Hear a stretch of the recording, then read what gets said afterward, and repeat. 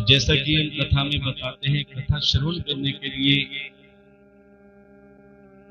अपने अंदर जितने भी विषय विकार हैं, जैसे मैले कपड़ों से मैल दूर होता है, ऐसे ही बार बार कथा सुनने से जो कलियुगी जीव के अंदर विषय विकार हैं, वो धीरे धीरे साफ होते हैं। बोले महाराज, कितनी कथाएं सुने जो हमारे विषय विकार दूर हो जाए। देखो, जिन कपड़ों में मैल ज्यादा होता है उनकी ज्यादा घिसाई करनी पड़ती है, और जिन कपड़ों में मैल कम होता है प्यारे, वो कम घिसाई से साफ हो जाते हैं। इसी प्रकार जिनके पाप ज्यादा होते हैं, जिनके मन में विषय विकार ज्यादा होते हैं प्यारे, उन्हें कई कथाएं श्रवण करनी पड़ती हैं। कई कहते हैं महाराज हमने 10 कथाएं सुनी, कोई कहता हमने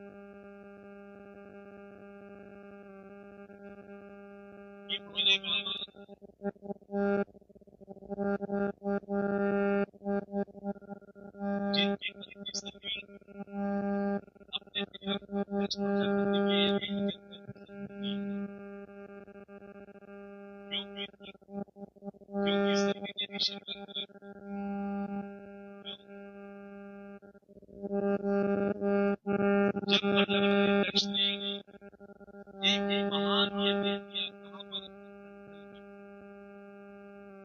और ये यज्ञ करने का उद्देश्य क्या था, वो शंकर भगवान को नीचा दिखाना चाहते, अपमान का कैसे अपमान कर सकते, ये एक बार सभी देवी देवताओं की सभा लगी हुई, सब अपने अपने सिंहासन पर, और उसी समय में दक्ष प्रजापति सब के सब अपने सिंहासन पर, लेकिन भोले बाबा कहते हैं जो ध्यान में मगन होता है उसका ध्यान मेरे में नहीं होता, कौन राजा बने कौन राजा बने, केवल कब होती है जब ये इंसान कौन क्या कर रहा है कहाँ जा रहा है क्या कह रहा है इन सबसे दूर हो जाता है, सब मगन होती उसके साथ होती है, लेकिन बैठे आप यहाँ हो, ध्यान आपका इधर उधर है, बातों में लगे हो, मेरे बैठने का कोई इधर भोले बाबा साथ में बैठे थे, उधर पता नहीं लगा कब दक्ष प्रजापति आए और सब के सब खड़े लगे और बैठे हुए हैं, लेकिन बेचारे दक्ष प्रजापति अपने आप को बहुत बड़ा मानते थे। आप लोग बात कर रहे हैं कि कोई वीआईपी अगर आता है ना, सबके सब अपने स्थान पे खड़े हो जाते हैं, वो वीआईपी खड़े होने वाले को नहीं देखता, तो ये देखते हैं कि कौन मेरा आदर सम्मान नहीं कर रहा, जो नहीं खड़ा होता उसे कहते हैं कौन कौन खड़ा नहीं होता। तो दक्ष प्रजापति ने सबसे पूछा कि ये कौन है, बोले ये भोले बाबा है, भगवान शंकर। अच्छा ये वही है जिसका मेरे पुत्र के साथ जबरदस्ती विवाह, देखो दक्ष प्रजापति नहीं चाहते थे कि उनकी पुत्री का विवाह भोले बाबा से, हर कोई चाहता है हमारा बेटी का विवाह ऊंचे स्थान पर हो, अच्छे, लेकिन दक्ष प्रजापति हमेशा शंकर को नीचा देखते हैं, इनके पास कुछ नहीं है, अधूरी है, निर्वस्त्र रहते हैं, दिगंबर रहते हैं, कुछ साधन नहीं है, कहाँ मेरी बेटी अपने पास में जाकर करेगी, लेकिन प्यारे लोग भूल गए ये त्रिलोक की बहुत समझाया अपनी बेटी सती को, लेकिन नहीं मानी, सती ने जबरदस्ती उनको लगा कि शंकर ने मेरा अपमान किया, सबने मेरा सम्मान किया खड़े होकर, लेकिन भगवान शंकर ने मेरा सम्मान नहीं किया, और कहते हैं जिसके अंदर अभिमान होता है उसको क्रोध होता है, अभिमान का अर्थ क्या है, मेरी बात नहीं, अगर मान ली तो कोई नहीं मानेगा, क्रोध आएगा, यही काम जैसे क्रोध आया तो सम्मान तभी दक्ष ने मंथन में एक महान यज्ञ किया, और उस यज्ञ में सभी देवी देवताओं को दिया, लेकिन भोले बाबा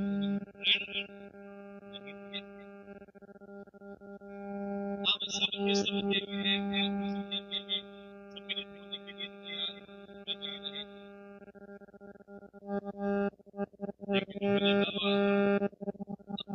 थे, सभी बार बार देखते हैं कि सब कहाँ जा रहे हैं, अच्छा आइए साथ में कोई हुआ होगा, आप लोग पूछते हैं कि आपके गांव में आपके पड़ोस में किसी के यहाँ शादी हो रही हो और उस शादी का कार्ड आपको नहीं मिला, आपको लगता है कि पड़ोस में शादी हो रही है और हमें कार्ड नहीं मिला, हमें जबरदस्ती चलो यहाँ तक ठीक है, लेकिन कई पड़ोसी ऐसे होते हैं जो चिट्ठी में नमक डालता है, कैसे उनको पता है कि हमें नहीं बुलाया, लेकिन जानकर सब पूछते हैं हमें नहीं बुलाया,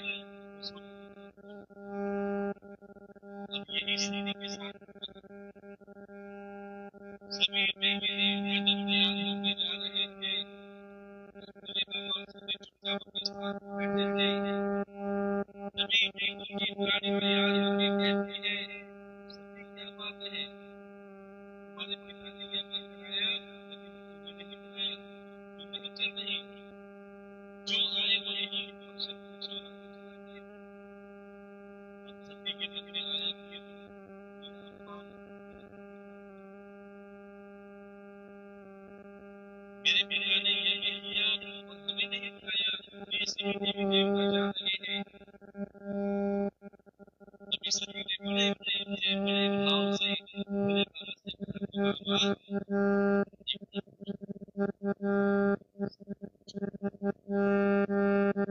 ये आपको पता है कि मेरे पिता ने एक महान यज्ञ करवाया है, मेरे से कुछ मांगा नहीं।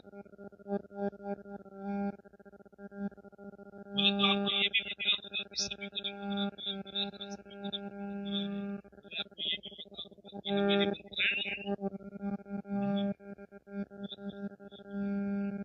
बोले तो हे भावन भुवनेश्वर बाबा भोलेनाथ, मैं आपसे निवेदन करती हूँ या तो आप मेरे साथ चलो,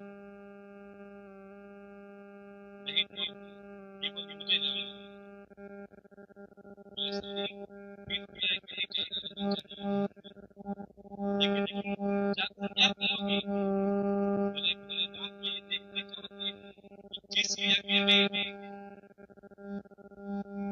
सभी देवी देवताओं का निमंत्रण दिया, सभी को सिंहासन बनाया है, गंधर्वों की रात को भी सिंहासन स्थान दिया है, और जहाँ भी स्थान नहीं दिया तो ये देखना चाहते हो कौन कौन देवी देवता अपनी जगह जा रहा है, कौन कौन सभी ने जा रहा है। मैंने ये तो बहाना था, सभी लोग फिर पिता के यहाँ देखो हर स्त्री का मन होता है कि नहीं मेरे देखेंगे, लेकिन सबको परमिशन बहुत कम मिलती है, इसलिए 7 महीनों के अंदर भी ये परमिशन दी जाती है, वचन दिया जाता है कि तुम बाकी समय में मेरे लिए भेजो या मुझे भेजो, लेकिन साल में 2 दिन मुझे जो भेजिए। तो कहे कहेगा एक ये भेजिए और एक ये वचन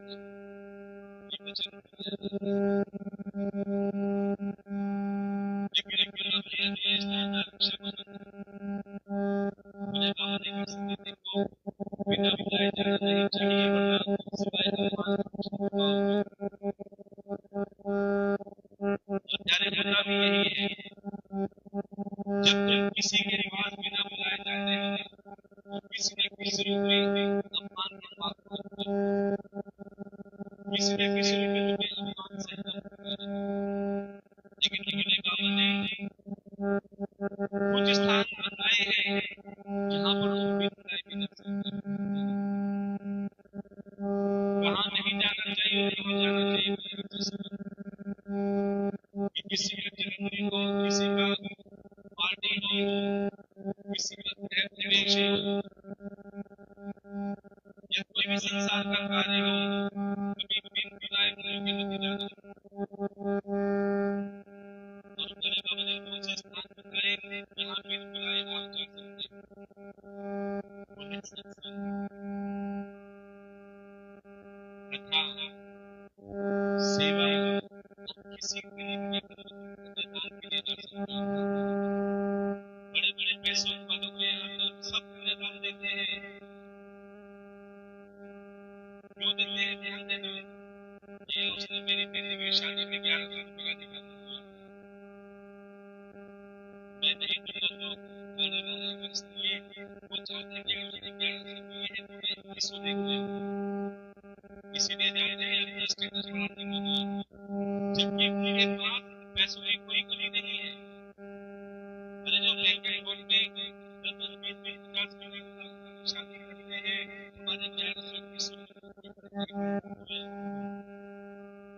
लेकिन एक बार आप हमारे कहने से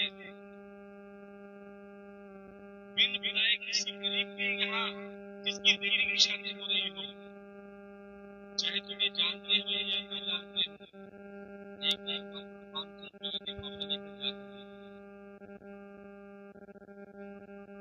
उसके बाद जाके कह देना कि बहन ये आपकी बेटी के लिए कैसा हमारा सामान है, बेशक वो आपको ना जानते हो, लेकिन अगर जैसे आप मात्र 500 रुपये का लिफाफा भी दोगे ना तो वो 500 उनके लिए 5,000, 50,000 के वो आपको भगवान मानेंगे कि देखो ये आज हमारे मंदिर साक्षात भगवान के रूप में आए हैं, न जाने 500 से उन्होंने क्या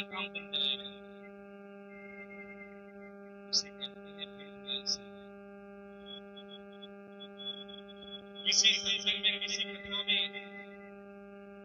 जब आप किसी भी रूप में सेवा करते हो, चाहे अखंड ज्योत में घी की व्यवस्था के रूप में, चाहे रोज के प्रसाद की व्यवस्था के रूप में, चाहे किसी गरीब व्यक्ति के कन्यादान के रूप में जब आप, चाहे वस्त्रों के रूप में, चाहे दर्शन के रूप में,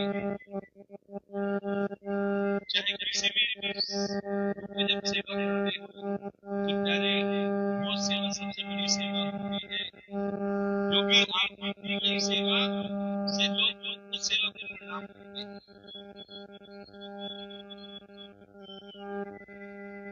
प्यारे सेवा वही देनी चाहिए, धन वही देना चाहिए जहाँ पे आपके दिए हुए धन को लोग प्रणाम करें। एक बात बताओ कि आपने कर्जा लेकर, कमेटियां उठाकर या पैसे लोन लेकर अपना मकान बनाया, कहते हैं मकान बनाने में, शादी करने में और हर एक बीमारी में कितना खर्चा आ जाएगा पता नहीं, सोचते कुछ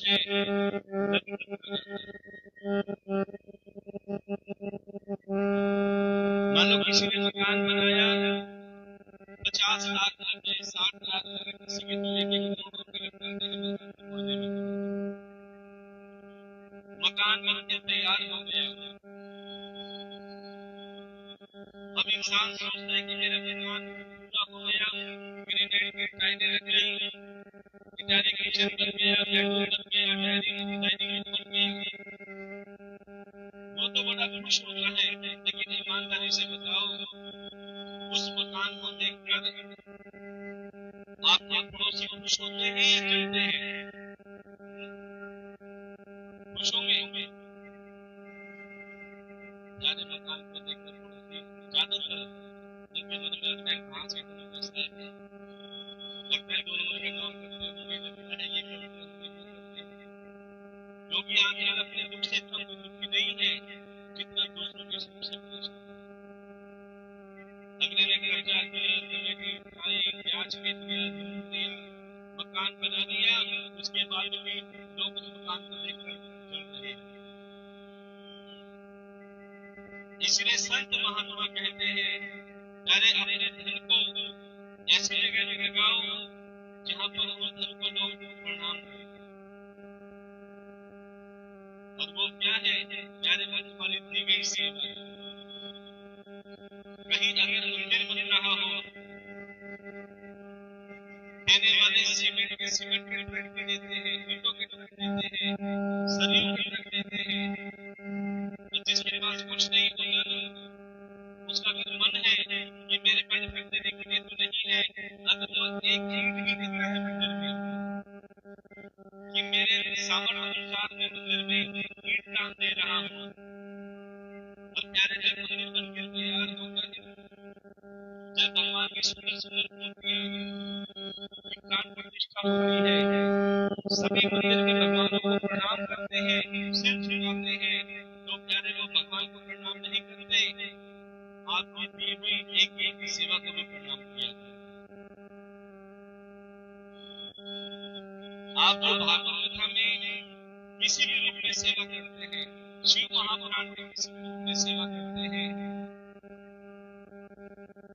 चाहे रोज के प्रसाद के रूप में, भंडारे के रूप में, ब्राह्मण भोजन के रूप में, जो भी आगे शिव महापुराण में व्यासपीठ में प्रणाम करते हैं, प्यारे प्यारे व्यासपीठ में तो प्रणाम करते ही हैं, मुझे बाबा को भी प्रणाम करते हैं, साथ ही आपकी हुई सेवा को भी प्रणाम करते हैं। इसलिए आपसे कहते हैं प्यारे, ये सौभाग्य आपको आज मिल रहा है कि अपने व्यक्तिगत कन्यादान तो हर कोई करते हैं, लेकिन आज आप ऐसा कार्य करने जा रहे हैं कि आपकी दी हुई सेवा से प्यारे किसी बेटी का जीवन समर्पित, क्योंकि ये कथा किसी प्राप्ति के लिए नहीं होती, कि आज भी ऐसे माता पिता हैं जिनकी पीढ़ियां तो जवान हो जाती है, लेकिन शादी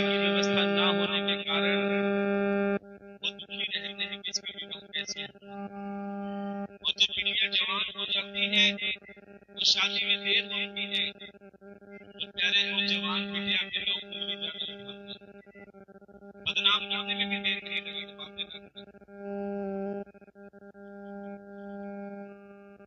ऐसे गरीब माता पिता जो बहुत लाचार थे ये अपनी बेटी का विवाह कैसे करेंगे, हमारे पास जो है सामर्थ्य भी नहीं, इतना धन भी नहीं कि अपनी बेटी का विवाह करेंगे। तो प्यारे वो माता पिता दिल में पत्थर रखकर ऐसा निर्णय लेते हैं जो आज तक किसी ने नहीं लिया। बोले हमारे पास बेटी के लिए विवाह की व्यवस्था तो है नहीं, विवाह में विलंब होकर तो हमारी बेटी को लोग बदनाम करेंगे, इसलिए माता पिता ने सोचा ऐसा काम करते हैं कि अपनी बेटी का विवाह ना करके अपनी बेटी को जान से मार के दफना देंगे और कोई पूछेगा कि कह देंगे तो विवाह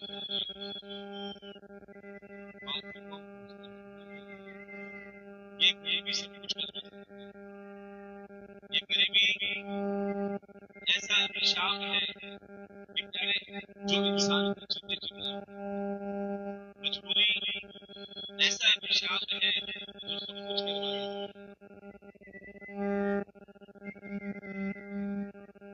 अब सुबह हुई,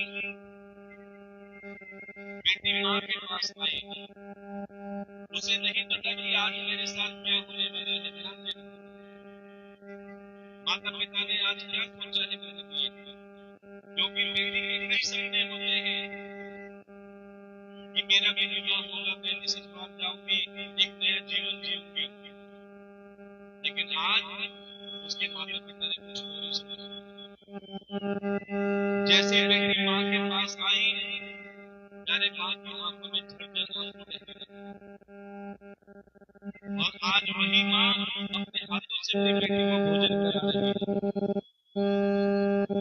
तो सच बताए, माँ और बेटी का रिश्ता दिल से जुड़ा होता है। बेटों को तो मतलब होता है स्वाद से, लेकिन बेटी का दिल से जुड़ा रिश्ता होता है माँ से। खूब लड़ेगी, झगड़ेगी, लेकिन जब समय आता है तो माँ के पास अब प्यारे माँ रोती जा रही है और बेटी को भोजन कराती जा रही है। बेटी ने पूछ लिया कि माँ आज मुझे कुछ लग रहा है। बोले आज तो मुझे किसी दिन लग रहा है। अब क्या कहे माँ, ये मेरे लिए क्या सोचा है।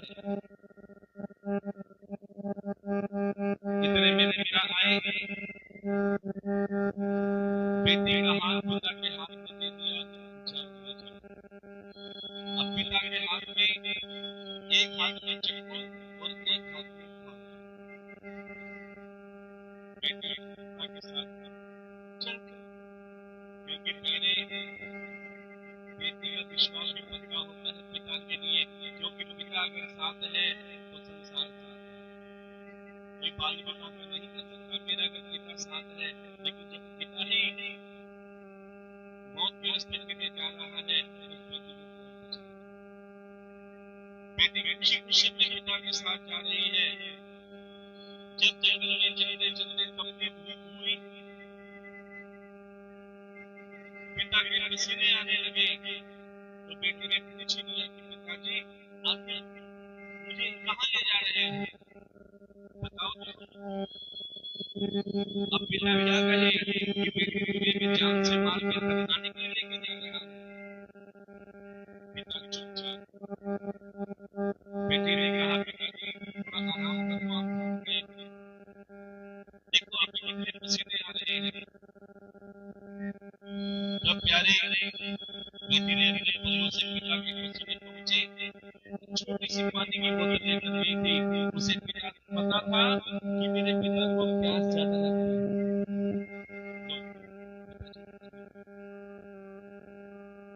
पानी पिलाया, आराम कराया, पसीने पहुंचे। लेकिन एक बेटी को नहीं पता जिस इलाके में पसीने पहुंच रही आगे जाके वही मुझे मार कर फिर मेरी सुनसान जंगल में ले गए और एक पेड़ के नीचे बिठाया और पास में बेटा बेटी देख रही कि इतने सुनसान जंगल में पेड़ के नीचे बिठा कर ये पिता क्यों बोल रहे हैं पिताजी ये क्या कर रहे हो क्यों पिता बोल रहे हो पिताजी कैसे करेंगे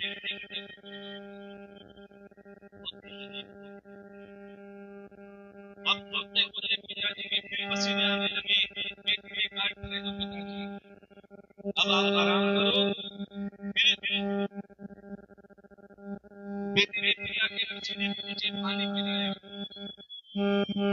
देखो हर एक का स्वार्थ होता है पिता से अगर पिता कई दिनों के लिए काम पर जाते हैं 5-7 दिनों के लिए तो पत्नी का भी एक स्वार्थ होता है ये हफ्ते के लिए काम पर गए हैं तो धन लेकर आएंगे जो कि उसी धन से परिवार चलेगा बेटों का स्वार्थ होता है कि पिताजी काम पर गए हैं जब आएंगे ये पैसे आएंगे तो मैं उसे मोबाइल या कोई और सामान के लिए डिमांड करूंगा तो मेरी पूरी हो जाए सबके अपने अपने स्वार्थ होते हैं लेकिन प्यारे के बेटी निस्वार्थ भाव से बेटी कभी डिमांड नहीं करती वो तो हमेशा यही कहती है कि पिताजी आप सब कुछ लेकर आ जाओ मुझे कुछ नहीं चाहिए प्यारे कई बेटी के पिता तो कश्मीर बॉर्डर में खड़े हैं हाथ में बंदूक ताने सीने पे गोली खाने को तैयार है कि आप प्रेम से अपने घरों में दिवाली और होली मना सकते उनका भी मन बोलता है ना कि हम अपने पिता से मिले और वो अपने पिता से मिलने के लिए क्या कहते हैं बड़े ध्यान से सात समुंदर पार से घुड़ियों के बाजार से सात समुंदर पार से घुड़ियों के बाजार से समुंदर पार से घुड़ियों के बाजार से सात समुंदर पार से घुड़ियों के बाजार से अच्छी सी गुड़िया लाना अच्छी सी गुड़िया लाना गुड़िया चाहे ना लाना गुड़िया चाहे ना लाना मेरे पापा जल्दी आ जाना मेरे पापा जल्दी आ जाना मेरे पापा जल्दी आ जाना मेरे पापा जल्दी आ जाना सात समुंदर पार से घुड़ियों के बाजार से सात समुंदर पार से घुड़ियों के बाजार से अच्छी सी गुड़िया लाना अच्छी सी गुड़िया लाना अच्छी सी गुड़िया लाना अच्छी सी गुड़िया लाना गुड़िया चाहे ना लाना गुड़िया चाहे ना लाना मेरे पापा जल्दी आ जाना मेरे पापा जल्दी आ जाना मेरे पापा जल्दी आ जाना और प्यारे कैसे ही बेटी गुड़िया खोदते खोदते जब लास्ट फावड़ा मारा तो जमीन से कुछ टकराने के लिए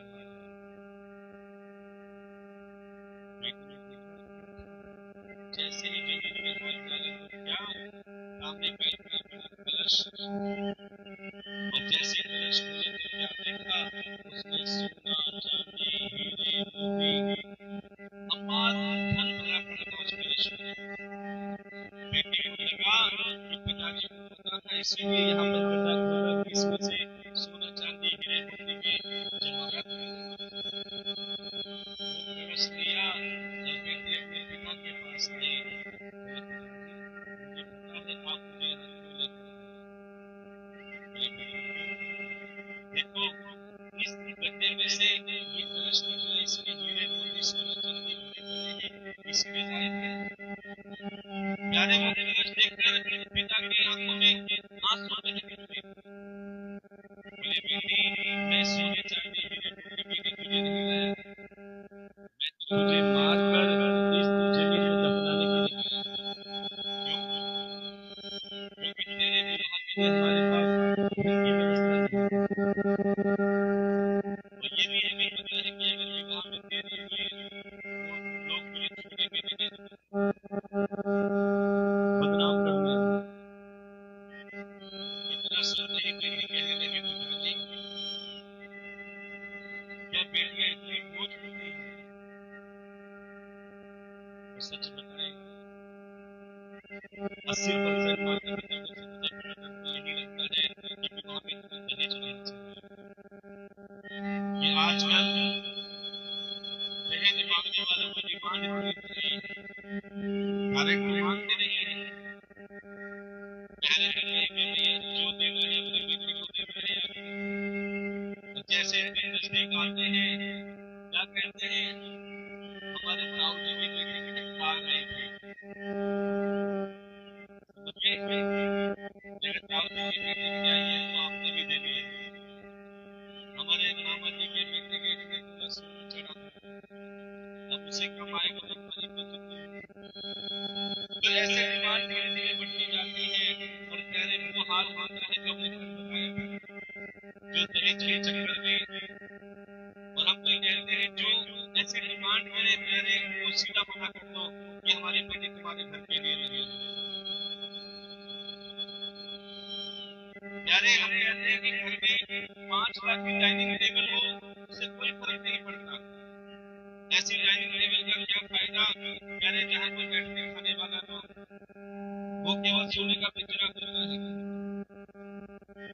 एक छोटा सा परिवार हो और प्यारे वहां पे सब बैठे रहो, हंसते खेलते रहे और हंसते खेलते खाए पिए, वो सबसे बड़ी बात। अब बेटी कहने लगी, पिताजी आपके पास धन की व्यवस्था है या नहीं, लेकिन मांगो तो हमारी चिंता है। क्या आपने नानी बाई का मायना नहीं सुना कि उसके पास भी कुछ नहीं था लेकिन स्वयं कन्हैया उसका भाग भरने के लिए आए? क्या आपको विश्वास नहीं है हमारे भोले बाबा कि जैसे उसकी लाज रखी वैसे इस बेटी की भी लाज रखी? कोई तो होगा जो मेरा कन्यादान करेगा, कोई तो होगा जो मेरा भाग भरने आएगा। तो प्यारे इसी कार्य के लिए भगवान ने हमें एक छोटी सी सेवा दे रखी है कि जो भी कथा में कन्यादान के रूप की सेवा आती है प्यारे वो एक परिवार में बेटी के कन्यादान में जाती है। हम कभी भी उस बेटी को गरीब नहीं कहते, ध्यान देना। गरीब तो वो है जिसका कोई नहीं है, लेकिन हम कहते हैं धनी को धनवान बन जाते हैं, गरीब को गुणवान बन जाते हैं, बली को बलवान बन जाते हैं, और जिसे कोई नहीं मिलता उसे बाबा भोलेनाथ मिल जाते हैं। प्यारे किसी के मन में तो भगवान बैठेंगे और प्यारे जो अपनी बेटी के लिए चाहते हो एक बार किसी बेटी के कन्यादान में सेवा करते हो।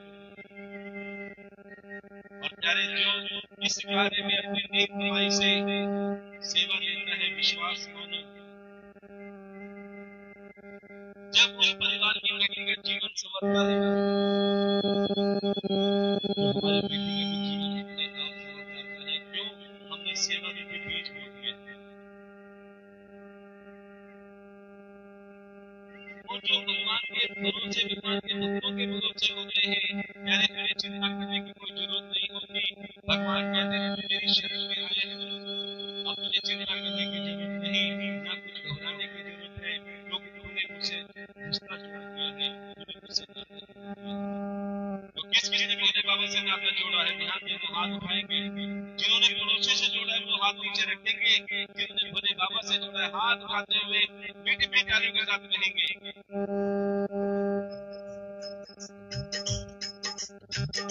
फूल तेरे भरोसे मेरा परिवार है, फूल तेरे भरोसे मेरा परिवार है।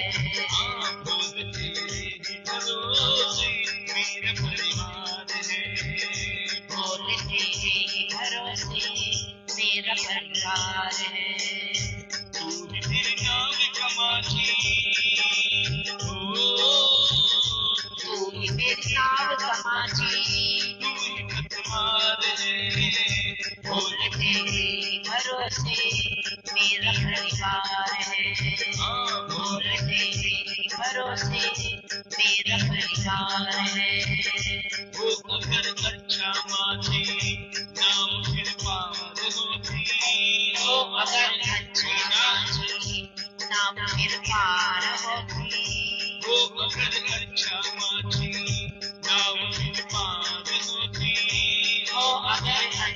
समाजी नाम फिर पार होती। किसी के बीच भंवर में फिर नजर कार होती। किसी के बीच भंवर में फिर नजर कार होती। अब तो तेरे ही हवाले हो, अब तो तेरे ही हवाले मेरा परिवार है। बोल तेरे भरोसे मेरा परिवार है। बोल तेरे भरोसे मेरा परिवार है। मैंने अब छोड़ी चिंता तेरा जो साथ पाया।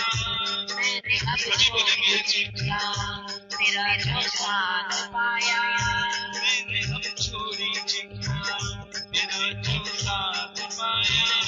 मैंने अब छोड़ी चिंता तेरा जो साथ पाया। तुझे जब भी पुकारा अपने ही पास पाया।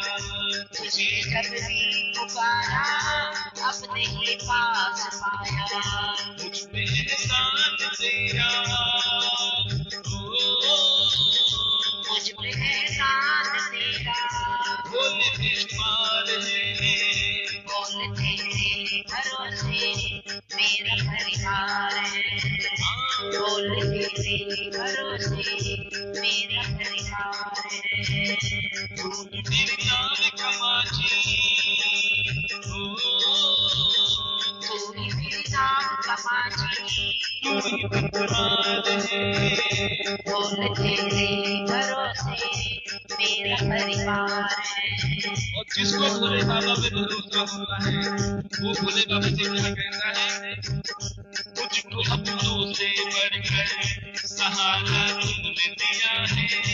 मुझको अपनों से बढ़कर सहारा तुमने दिया है।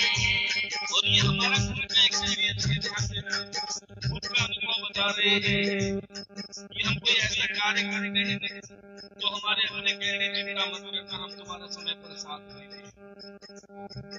और जब वो समय आ जाता है ना तो वो भी दिखने भी लगेंगे, गैर को भी साथ देंगे लेकिन अपने पीछे मुड़ जाएंगे। इसीलिए कहते हैं प्यारे संसार के भरोसे मत रहना, संसार चलाने वाले के भरोसे रहना। और यही कहना, मुझको अपनों से बढ़कर सहारा तुमने दिया है। मुझको अपनों से बढ़कर सहारा तुमने दिया है। जिंदगी भर जीने का गुजारा तुमने दिया है। जिंदगी भर जीने का गुजारा तुमने दिया है। कहते भक्ति तेरा कहते भगत ये तेरा बड़ा उपकार है। बोल तेरे भरोसे मेरा परिवार है। बोल तेरे भरोसे मेरा परिवार है। तू ही मेरे नाम कमाची हो, तू ही मेरे नाम कमाची तू ही पतवार है। बोल तेरे भरोसे मेरा परिवार है। बोल तेरे भरोसे मेरा परिवार है। मेरा परिवार है। मेरा परिवार है। श्री शिवाय नमस्तुभ्यं श्री शिवाय नमस्तुभ्यं। ओम नमः पार्वती पते। हर हर महादेव। प्रेम से बोला जाए, ओम नमः शिवाय। प्रेम से बोला जाए। ओम नमः शिवाय। इसलिए कहते हैं प्यारे कि भोले बाबा पे विश्वास करके कार्य करने वाले से। और आज वो नेक कार्य आप सभी करने जा रहे हैं। और कहते हैं जिसके घर में बेटे होते हैं और बहू आने बाकी है, जब वो शिव महापुराण में अपनी कमाई से माँ पार्वती के लिए कन्यादान करते हैं तो उनके घर में पार्वती जैसी बहू आती है। और जिसके घर में बेटियां हैं और जवाई राजा आने बाकी है, जब वो शिव महापुराण में अपनी कमाई से कन्यादान करते हैं तो उनके दिलों की नाथ भूत भाव भुवनेश्वर काशी विश्वनाथ भगवान भोलेनाथ जैसे जमाई क्योंकि ज्यादा चतुर आ गए तो फंस जाओगे। इसलिए जमाई तो ऐसे होने चाहिए जो भोले भंडारी कि जो कहे वो चुपचाप मान लो, कितनी परंतु ना करे। जिस घर में बेटे बहू दोनों हैं और घर आंगन में गणेश जी का आगमन चाहते हो, लड्डू गोपाल का आगमन चाहते हो या राधा रानी का आगमन चाहते हो, तो प्यारे उसमें भी किसी व्यक्ति की जब आप सेवा करते हो तो उसका आंगन में दिखाई उसमें भी लक्ष्मी की बारी आती है, खुशियां आती है, लक्ष्मी का वास रहता है। क्यों? क्योंकि आपने परमात्मा की सेवा में अपनी सेवा दी, परमात्मा के कार्य में आपने अपना सामर्थ्य लगाया है। ज्ञान की गंगा के साथ सेवा की गंगा में भी आपने, इसलिए कथा में जितना हो सके प्यारे बढ़ चढ़कर प्रेम में कथा भी सुनो। और अगर आपको लगता है कि भोले बाबा ने इस लायक बनाया है तो प्यारे सेवा की गंगा में भी हमेशा आगे रहो। और कहते हैं जिसके हाथ हमेशा लेने के लिए आगे होते हैं ना, भोले बाबा कभी उसको मांगने वाला दिखाई नहीं देता। वो कहते हैं दो हाथ से सेवा कर, मैं 1000 हाथ से तेरे प्रकार करूंगी।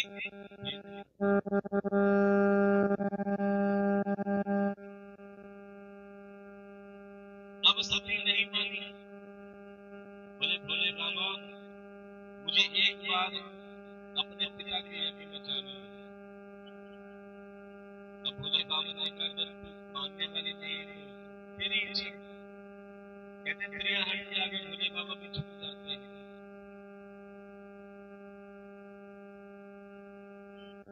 छोटा सा भजन कल्याण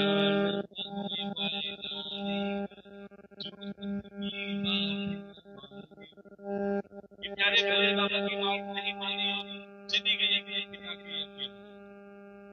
और जैसे यज्ञ में पहुंची सबका स्थान था लेकिन भोले बाबा का स्थान नहीं। और जैसे प्रजापति दक्ष ने देखा तभी अपनी बेटी को देखकर प्रजापति दक्ष कहते हैं तुम यहाँ कैसे आ गई? तुम्हें तो दूध भी नहीं दिया था। क्या तुम्हारे पति ने सिखाया नहीं कि मेरी बुराई कहीं जाना नहीं चाहिए? अब उसे भोले बाबा की याद आई कि वो भी यही कह रहे थे कि मेरी बुराई जाना नहीं चाहिए।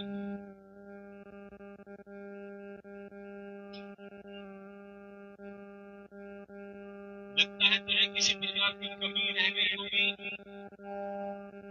इसीलिए यहाँ पर आई है कि विदाई में तुझे कुछ मिल जाएगा। ध्यान देना, हम बार बार कहते हैं तुम्हारे घर में कोई संत महात्मा ब्राह्मण रहने के लिए आए उसे कभी खाली हाथ मत भेजना। मान सम्मान करके भेजा करो, लेकिन यहाँ उल्टा हो रहा है। मान सम्मान करना तो दूर, बेटी का अपमान करने में लगे हैं कि तेरे यहाँ कुछ कमी रही होगी तो ये उम्मीद करके आई है कि जाते समय कुछ मिलेगा, क्योंकि तेरे पति के पास है ही नहीं, जरूर उसी ने भेजा होगा, ना जाने कभी अब सब रहे। जब तक बेटी का अपमान कर रहे थे सती चुप थी, क्योंकि जैसे ही लेकिन प्यारे जैसे ही भोलेनाथ के बारे में कहा कि वो अघोरी है, निर्वस्त्र रहता है, दिगंबर रहता है, उसके पास कुछ नहीं है, ना खाने को भांग धतूरे खा के गुजारा करता है, रहने के लिए ना उसके पास छत है, ना कुछ है, ना जाने के लिए अब शर्म रहे। उसी क्षण सती ने कहा पिताजी अब बस जब तक आप मेरा अपमान कर रहे थे ऐसे नहीं थे, लेकिन कहते हैं आपके गुरु का कोई अपमान करे, आपके गोविंद का कोई अपमान करे, आपके इष्ट का कोई अपमान करे, उसे दो काम करने चाहिए, या अपमान करने वाले को मार देना चाहिए या वो जगह छोड़कर चले जाना चाहिए। बोले मैं बाप को कुछ कह नहीं सकती, और मैं जाऊंगी तो जाऊंगी कहाँ, क्योंकि किस बीच अपने पति के पास जाऊं जिसका मैं कहना टाल कर आई हूँ। अच्छे मुझे समझा रहे थे मत जा, लेकिन इसके ऊपर से मैं तुम्हारे पास आई हूँ, मैं वापस नहीं जा सकती। क्या किया पति ने, उसी क्षण अग्नि प्रज्वलित करी और अग्नि में ही भस्म हो गई। मैं संसार को क्या दिखाऊं। और प्यारे जैसे ये बात भोले बाबा को पता चली कि प्रजापति के दक्ष ने मेरी सती ने आग को कहा किया है, अग्नि में जलकर स्वयं भस्म हो गई। प्यारे भोलेनाथ विकराल रूप में आ गए। इतना क्रोध आया कि मैं तो वहां जाऊंगा नहीं, अपने गण को भेजा जिसका नाम था वीरभद्र, और वीरभद्र से कहा कि जाओ प्रजापति का यज्ञ विध्वंस कर दो, और जो भी देवी देवता उस यज्ञ में तुम्हारे आगे आए से अब प्यारे वीरभद्र प्रजापति के दक्ष में गए, यज्ञ में गए और उस यज्ञ को विध्वंस किया। और जैसे प्रजापति दक्ष वीरभद्र के सामने आए, उसी क्षण वीरभद्र ने प्रजापति दक्ष का सिर छेद कर दिया, अर्थात सिर काट दिया। अब पूरी देवी देवताओं में हाहाकार मच गया कि अब क्या करें। सभी के सभी भोले बाबा के पास में भोले दक्ष को मांगी, पूजा अर्चना की, वंदन किया, तब जाके भोले बाबा शांत हुए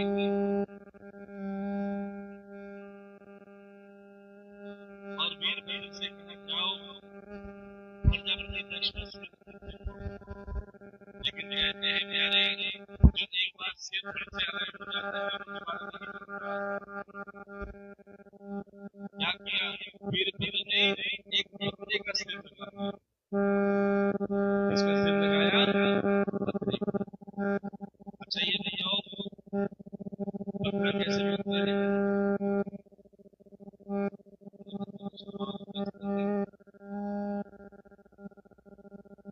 और इंसान के अंदर क्या है। इसलिए प्यारे प्रजापति दक्ष बकरे की जगह क्या करोगे, और जितना तुम्हारे अंदर ये में रहेगा उतना परमात्मा से दूर रहो। इसलिए अगर परमात्मा को पाना है तो प्यारे अपने अंदर से मैं हटा दो, मेरा हटा दो। दुनिया तो दुश्मन है ही है, ध्यान देना, सबसे बड़ा कठिन काम है दुनिया को खुश करना, संसार को खुश करना। जो संसार को खुश करने में लगा रहता है हमेशा दुखी रहता है, परेशान रहता है। एक बार प्यारे संसार चलाने वाले की सेवा उसको खुश करके देख लेगा, फिर आपको संसार को खुश करने की जरूरत नहीं पड़ेगी। प्यारे वो संसार तुम्हें खुश रखेगा। भक्त प्रहलाद जो श्री हरि नारायण भगवान को अपना मानते थे,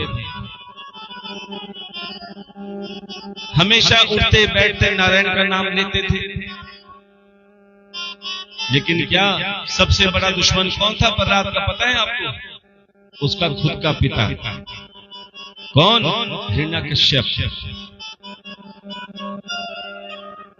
कि प्यारे वो कहते थे कि संसार मेरा नाम लेता है लेकिन तू नारायण का नाम क्यों लेता है, तू भी मेरा ही नाम ले। लेकिन जिसको अपने इष्ट पर विश्वास होता है, कहते हैं हरि और हर में कोई फर्क नहीं है। चाहे कृष्ण को मानो, राम को मानो, शिव को मानो, ये सब एक ही है, ध्यान देना। कईयों के अंदर एक भाव होता है, बोले महाराज हम किसको माने? भोले बाबा को मानेंगे तो कृष्ण भगवान नाराज हो जाएंगे, कृष्ण को मानेंगे तो राम जी नाराज हो जाएंगे। अरे कोई नाराज नहीं होगा, किसी को भी मानो लेकिन विश्वास के साथ मानो। जिसको भी आप मानते हो, चाहे कन्हैया को मानो, बालाजी को मानो, माता रानी को मानो, उस पे पूर्ण विश्वास के साथ भक्ति करो, लेकिन किसी और की निंदा मत करना। ये मत कहना कि हमारे भगवान अच्छे हैं बाकी सब बेकार हैं, क्योंकि बेकार कोई नहीं है, हमारे सारे एक ही हैं। आपको उदाहरण देते हैं, क्योंकि उदाहरण देकर समझाने में ज्यादा आनंद आता है और समझ में आता है कि परिवार में आप हो तो एक ही, आपसे पूछते रहेंगे, आप बताते रहना। परिवार में आप अपने ऊपर ले लीजिए, आप एक ही हो, लेकिन आपको आपके बच्चे क्या कहकर बुलाते हैं? आपके बच्चे क्या कहकर बुलाते हैं? माँ, मम्मी, मौम बुलाते हैं ना। अच्छा, उसी घर में मान लो आपके भाई आ जाए तो आपको क्या कहकर बुलाएंगे? बहन। अच्छा, आपके पति देव आएंगे तो क्या कहेंगे? अरे भगवान ये बना दे, अरे ये बना दे। ऐसे कई और रिश्ते होते हैं प्यारे, और रिश्ते बदलते रहते हैं, उसी हिसाब से आपके नाम भी बदलते रहते हैं, लेकिन आप एक ही हो। इसी प्रकार परमात्मा भी है, चाहे आप कृष्ण के रूप में भजो, चाहे आप राम जी के रूप में भजो, चाहे भोले के रूप में भजो, प्यारे सबका मालिक एक ही है। इसीलिए प्यारे किसी में भेद मत समझना। ये आपस में अपने स्वभाव अलग अलग होने के बाद में भी जब आप परमात्मा के करीब आते हो तो प्यारे सबके स्वभाव बदल जाते हैं। जैसे आपने देखा होगा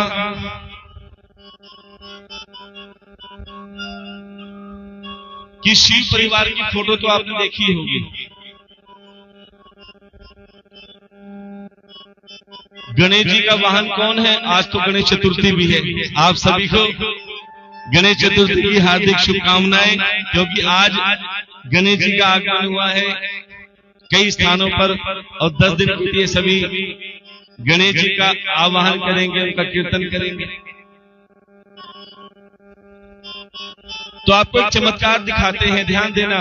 अगर वो चीज आपके परिवार में आ गई तो प्यारे आपका घर स्वर्ग बन जाएगा।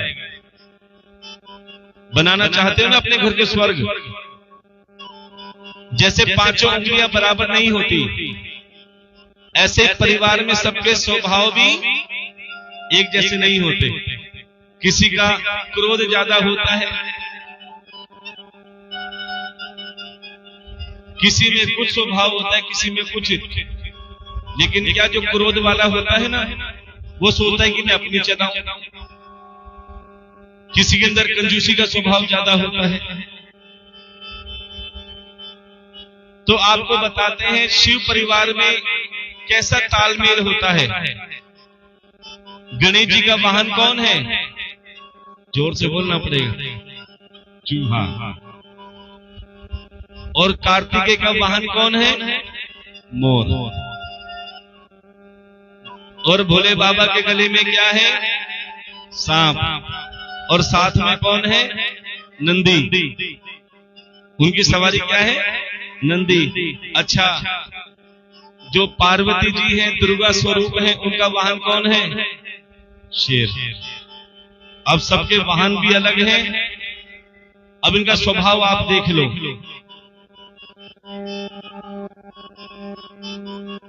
कि चूहा और सांप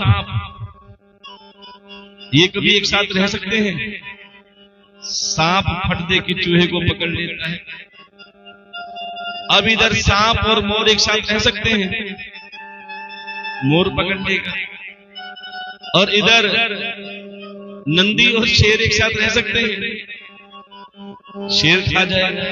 सब एक दूसरे के जानी दुश्मन हैं, लेकिन प्यारे शिव जी के पास आने के बाद में प्यारे सब प्रेम से रहना चालू कर देते हैं। साथ में एक दूसरे के दुश्मन होने के बाद में भी क्यों? क्योंकि शंकर भगवान ऐसी भक्ति है जिसे भक्ति का नशा चढ़ जाता है, प्यारे सारे विषय विकार अपने आप शांत हो जाते हैं। और ये कथा में जब आप सब बैठते हो ना, सबका स्वभाव अलग अलग है, लेकिन कथा में सबका एक भाव होता है कि भगवान हम पर प्रसन्न होकर हमारी मनोकामना पूरी करे, हमारे घर में प्रेम का वातावरण बनाए। और ये भोलेनाथ का जो दरबार है ये कैसा है, ध्यान देना।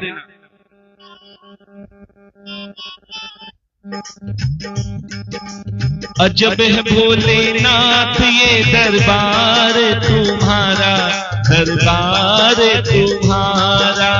अजब है भोलेनाथ ये दरबार तुम्हारा, दरबार तुम्हारा। अच्छा, भोले बाबा के गण कौन है, बाराती कौन है भोले बाबा के? हाँ हाँ हाँ, जो भूत प्रेत जरा हाथ उठाएंगे आगे, क्योंकि आप भोले बाबा के गण हो, ध्यान देना पूरी मस्ती के साथ, जरा हाथ उठाएंगे और कहेंगे अजब है भोलेनाथ ये दरबार तुम्हारा, दरबार तुम्हारा। अजब है भोलेनाथ ये दरबार तुम्हारा, दरबार तुम्हारा।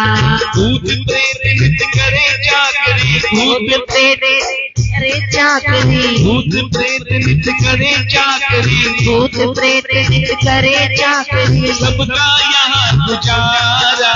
अजब है भोलेनाथ ये दरबार तुम्हारा, दरबार तुम्हारा। अजब है भोलेनाथ ये दरबार तुम्हारा, दरबार तुम्हारा। अब भोले बाबा देखो सबको बराबर आते हैं, कैसे? बाग बैल को हरदम एक जगह पर आके, बाग बैल को हरदम एक जगह पे आके। बाग कौन है? शेर। और बैल कौन है? नंदी। दोनों को एक साथ बराबर प्रेम करते हैं। क्या कहते हैं?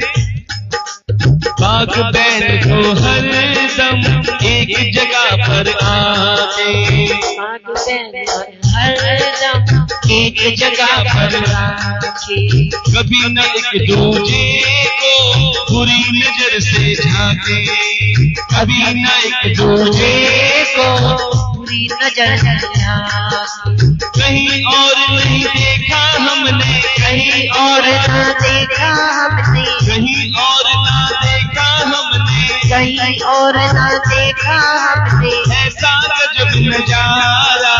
अजब है भोलेनाथ ये दरबार तुम्हारा, दरबार तुम्हारा। अजब है भोलेनाथ ये दरबार तुम्हारा, दरबार तुम्हारा।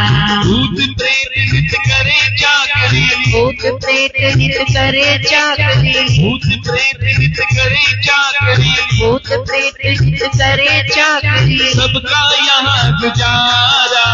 अजब है भोलेनाथ ये दरबार तुम्हारा, दरबार तुम्हारा। और ध्यान देना कौन कौन क्या रखता है। गणपति राखे चूहा, कभी सांप नहीं छुआ। गणपति राखे चूहा, कभी सांप न छुआ। गणपति राखे चूहा, कभी सांप नहीं छुआ। गणपति राखे चूहा, कभी छुए न। भोले सर्प लटकाए, कार्तिक मोर नचाए। भोले सर्प लटकाए, कार्तिक मोर नचाए। आज का ये काम नहीं है, आज का ये काम नहीं है, आज का ये काम नहीं है, आज का ये काम नहीं ये है। अनुशासित है सारा। अजब है भोलेनाथ ये दरबार तुम्हारा, दरबार तुम्हारा। अजब है भोलेनाथ ये दरबार तुम्हारा, दरबार तुम्हारा। भूत प्रेत नित्य करे चाकरी, भूत प्रेत नित्य करे चाकरी, भूत प्रेत नित्य करे चाकरी। भूत प्रेत नित्य करे चाकरी। सबका यहाँ गुजारा। अजब है भोलेनाथ ये दरबार तुम्हारा, दरबार तुम्हारा। अजब है भोलेनाथ ये दरबार तुम्हारा। आने तुम्हारा। श्री शिवाय नमस्तुभ्यं श्री शिवाय नमस्तुभ्यं। ओम नमः पार्वती पते हर हर महादेव। प्रेम से बोला जाए ओम नमः शिवाय। प्रेम से बोला जाए ओम नमः शिवाय। प्रेम से बैठा जाए। नमः शिवाय।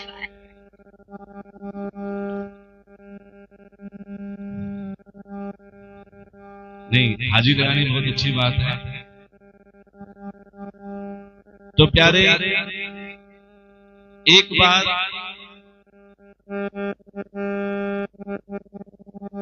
ब्रह्मा जी और विष्णु जी में विवाद हो गया कि हमें किसने बनाया। कि एक बार शिव का बड़ा मन हुआ कि मैं भी सृष्टि रचने की सोचूं। तो सर्वप्रथम शिव जी ने विष्णु जी की उत्पत्ति करी कि कोई ऐसा भी हो जिसे मैं अपना पुत्र कह सकूं। जैसे ही बहुत सुंदर बालक का जन्म हुआ, शिव जी ने उन्हें बहुत सारी शक्तियां दी। और शक्तियां ज्यादा होने के बाद क्या हुआ, प्यारे, सब जगह जल ही जल हो गया, जिसे क्षीर सागर कहा जाता है। और कहते हैं नार माने जल और आयन माने निवास करना। जो जल में निवास करे प्यारे, वही नारायण भगवान है। बोलिए नारायण भगवान की। विष्णु जी की उत्पत्ति हुई शिव के द्वारा। अब क्षीर सागर में जब विष्णु जी शयन कर रहे थे, तभी उनकी नाभि से कमल की उत्पत्ति हुई। और प्यारे, उस कमल में से ब्रह्मा जी। अब जब ब्रह्मा जी उत्पन्न हुए तो विष्णु जी ब्रह्मा जी से कहा कि पुत्र, तुम सृष्टि रचेता हो, सृष्टि रचो। अब सृष्टि तो बाद में रचे। ब्रह्मा जी कहने लगे, पहले ये बताओ आप मुझे पुत्र क्यों कह रहे हो? बोले मैंने तुम्हें जन्म दिया है तो मैं आपका पिता हुआ।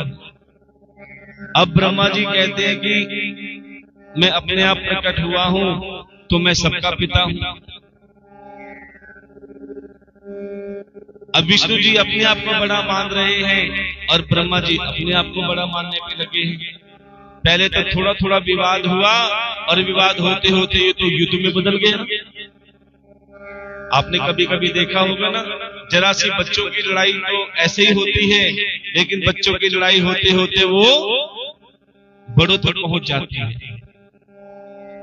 अब जब विवाद ज्यादा बढ़ गया, तभी शिव जी ने सोचा कि इनका विवाद कैसे समाप्त किया जाए। ये है तो दोनों मेरे ही पुत्र, लेकिन अपने आप को बड़ा मान रहे हैं।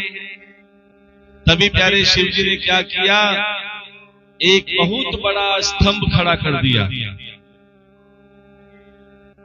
ना उसकी शुरुआत थी और ना उसका अंत था। आकाशवाणी हुई कि रे विष्णु, रे ब्रह्मा, तुम अपने आप को बड़ा मान रहे हो ना, मैं उसको बड़ा मानूंगा जो इसका आदि और अंत बता देगा। अर्थात जो इसकी शुरुआत और इस स्तंभ का अंत बता देगा, उसको मैं बड़ा मान लूंगा। कहते हैं उन दोनों के अंदर जो अभिमान था वो दूर करने के लिए भगवान ने ये कार्य किया। अब ब्रह्मा और विष्णु स्तंभ को देखकर घबराए गए कि ये क्या है। और जब आकाशवाणी सुनी तो बिना देर किए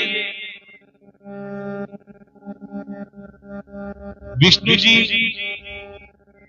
बाहरा रूप में धरातल में गए और ब्रह्मा जी हंस के ऊपर चढ़कर ऊपर की तरफ गए। विष्णु जी नीचे जाते जा रहे हैं, इसका शुरुआत मिले, लेकिन कोई शुरुआत आरंभ ही नहीं दिख रहा था। चले जा रहे हैं और ब्रह्मा जी ऊपर की ओर बढ़े जा रहे हैं कि इसका अंत दिखे। ना शुरुआत मिलने को आ रही, ना ऊपर अंत मिलने को आ रहा। लेकिन कहते हैं जिसके अंदर मैं होती है ना, उसके अंदर अभिमान होता है। ब्रह्मा जी सोच रहे हैं कि मैं जब तक नीचे नहीं जाऊंगा, जब तक मुझे इसका अंत नहीं दिखेगा, क्योंकि अगर विष्णु को अंत दिख गया तो मैं छोटा बन जाऊंगा। आजकल यही तो है कि किसी से कम नहीं दिखना चाहता है इंसान, इसीलिए दुखी है। अरे जितना झुक के चलोगे ना उतना जल्दी कामयाब होगे। आपने आम का वृक्ष देखा है ना, कितना विशाल होता है, और जितना विशाल होगा उतना ज्यादा तुम्हें झुका मिलेगा, और जितना विशाल जितना झुका होगा उतनी ही छाया भी देगा, उतनी ही फल भी देगा। और बड़े से बड़ी आंधी तूफान आ जाए उस वृक्ष का बाल भी बांका नहीं होता, ध्यान देना, क्योंकि वो झुका हुआ है। और आपने एक पेड़ देखा है इसका, सफेदे का, कैसा होता है, अकड़ के मारे पेड़ बिल्कुल खड़ा रहता है सीधा, और जो अकड़ में रहता है ना उसमें छाया आती, ना कभी कोई फल आता, और जरा सी हवा का झोंका आता है वो पेड़ टूट के गिर जाता है। इसीलिए प्यारे अकड़ में कुछ नहीं रखा, हमेशा झुक के चलो। अब विष्णु जी नरम दिल के हैं, बोले भैया मैं ज्यादा तो चल नहीं सकता, अब मुझे इसका शुरुआत तो दिखी नहीं, चलो ऊपर चलते हैं। ब्रह्मा जी पूछेंगे तो मैं साफ साफ कह दूंगा भैया मुझे तो शुरुआत नहीं दिखी। अब विष्णु जी अपना ऊपर आने की लगे, लेकिन ब्रह्मा जी नीचे आने को तैयार नहीं। बोले चाहे मुझे झूठ ही बोलना पड़े, मैं कह दूंगा कि मैंने इसका अंत देख लिया है। लेकिन कहते प्यारे जब तक कोई गवाह नहीं होता तो सुनेगा कौन। आपने प्रॉपर्टी के कागज तो बनवाए होंगे कभी ना कभी, गवाही भी मांगते हैं ना विटनेस, कि भैया किसके सामने तुमने बेचा है, किसके सामने खरीदा है, विटनेस जरूरी है। इसलिए ब्रह्मा जी ने भी अपने विटनेस तैयार कर ली कि मेरी कौन बात मानेगा, कोई तो हो जो मेरे सामने देखा ये कह दे। जैसे ऊपर जा रहे थे रास्ते में ब्रह्मा जी को केतकी का फूल मिल गया। अरे केतकी के फूल, देख मैं इतने बड़े कार्य को जा रहा हूं, अगर तूने मेरी हाँ में हाँ मिला दी तो देख तेरे को कोई पूछता नहीं है, लेकिन अगर तूने मेरी हाँ में हाँ मिला दी तो तेरे को देवी देवताओं की पूजा में सम्मिलित किया जाएगा, पूजा में चढ़ाया जाएगा। अब केतकी के फूल ने सोचा कि क्या मैं भी पूजा में चढ़ाया जाऊंगा इनकी हाँ में हाँ मिलाने से। तो केतकी के फूल ने कहा ठीक है, तुम जैसा कहोगे मैं तुम्हारी हाँ में हाँ मिला दूंगा। बोले एक गवाह से काम नहीं चलेगा, दूसरा गवाह भी तैयार करना पड़ेगा। और ऊपर गए, गौ माता मिली। गौ माता बेचारी देख रही थी, बोले अरे गौ माता क्या करे, बोले मैं भोजन का इंतजार करी। बोले कब तक इंतजार करेगी, तू मेरी हाँ में हाँ मिला, तुझे सुबह शाम भोजन मिलेगा, और तो और तेरी पूजा भी करेंगे। अब तो गौ माता ने कहा मुझे बराबर भोजन मिलेगा। बोले हाँ, मेरी पूजा भी होगी। बोले हाँ। बोले फिर मैं तुम्हारी हाँ में हाँ मिला दूंगी। गौ माता को भी तैयार कर दिया। अब दो विटनेस तैयार हो गए। अब प्यारे ब्रह्मा जी खुशी खुशी नीचे आने चालू हो गए। जैसे बीच में आए, इधर विष्णु जी मिले, इधर ब्रह्मा जी मिले। ब्रह्मा जी ने विष्णु जी से कहा अरे विष्णु बताओ, तुम्हें इस स्तंभ की शुरुआत तो मिल गई ना। विष्णु जी ने सच सच बोल दिया भैया मुझे कोई शुरुआत, मैं तो बहुत नीचे तक गया लेकिन मुझे शुरुआत नहीं मिली।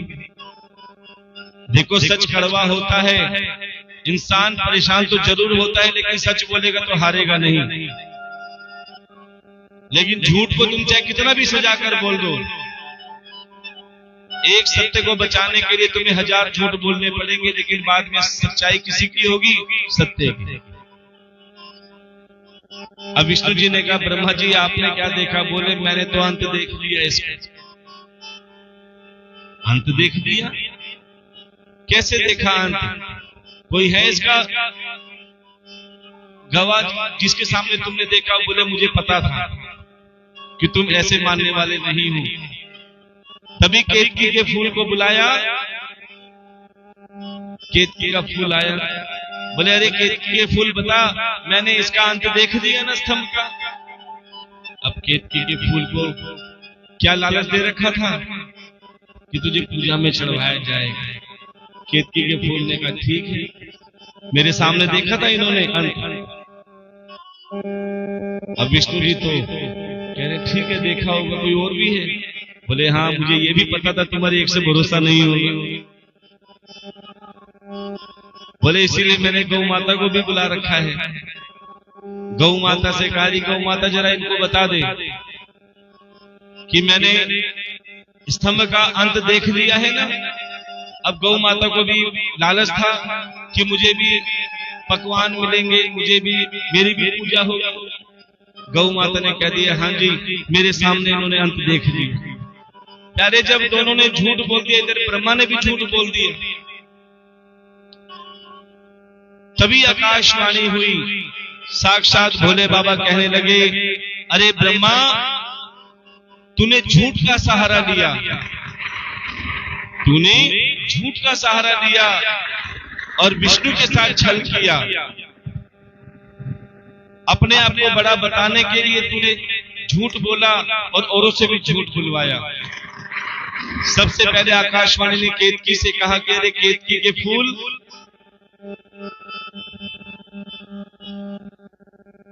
तूने ब्रह्मा का साथ दिया, झूठ बोला, किस लिए? कि तेरी पूजा होगी। आज से मैं तुझे श्राप देता हूं कि तू किसी भी देवी देवता के ऊपर नहीं चढ़ाया जाएगा। ध्यान देना। और जो गलती से भी केतकी का फूल शिवलिंग पे चढ़ा दे या किसी भी पूजा में चढ़ा दे, प्यारे, उसे कई जन्मों का जो पुण्य होगा वो नष्ट हो जाएगा। ये श्राप दे दिया। इसीलिए केतकी के फूल को किसी भी पूजा में, किसी भी अनुष्ठान में चढ़ाया नहीं जाता। हाँ, सजाने के काम आ जाएगा, मकान सजाते हैं, दुकान सजाते हैं, किसी भी चीज को सजाने में काम आएगा, लेकिन पूजा में कभी भी केतकी का फूल नहीं चढ़ाया जाता। अब वही आकाशवाणी गौ माता से कहने लगी, अरे गौ,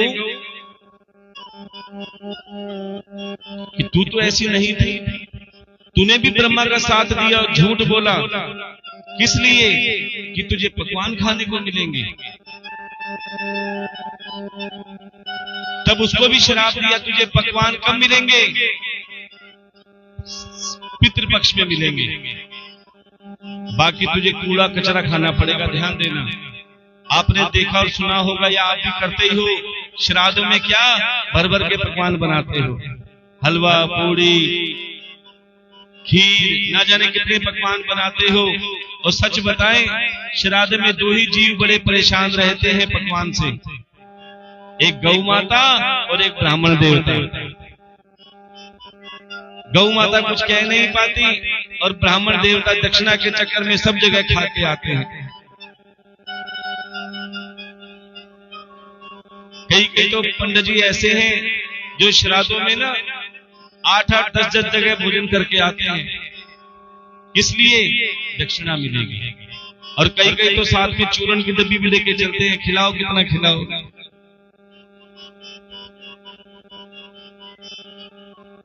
अब उसे गौ माता को श्राप दिया कि तुम्हें केवल पितृपक्ष में भोजन मिलेगा, खाने को पकवान, बाकी समय तुम कूड़ा कचरा खाओगे, और आज हो भी रहा है। ध्यान देना। और तुम्हें ब्रह्मा ने क्या कहा था कि तुम्हारी पूजा होगी, कि तुमने अपने मुख से झूठ बोला है, इसका मतलब मैं तुम्हें श्राप देता हूं कि तुम्हारी कभी भी मुख की पूजा नहीं होगी। बड़े ध्यान से सुनना, अगर किसी को पता है या नहीं है, कभी भी गौ माता की आगे से पूजा नहीं होती। कि अगर गौदान भी किया जाता है ना, किसी ने गौदान किया हो या देखा हो, कभी देखा है गौदान करते हुए? कहां से पूजा होती है? हाँ, कभी भी गौ की पूजा होती है, गौदान दिया जाता है तो आगे से नहीं दिया जाता, हमेशा कुछ पकड़ के पीछे से पूजा होती है, पीछे से दान दिया जाता है। क्यों? क्योंकि प्यारे मुख से उसने झूठ बोला। और प्यारे, इन्हें एक बार नहीं 2 बार श्राप लगा है, ध्यान देना।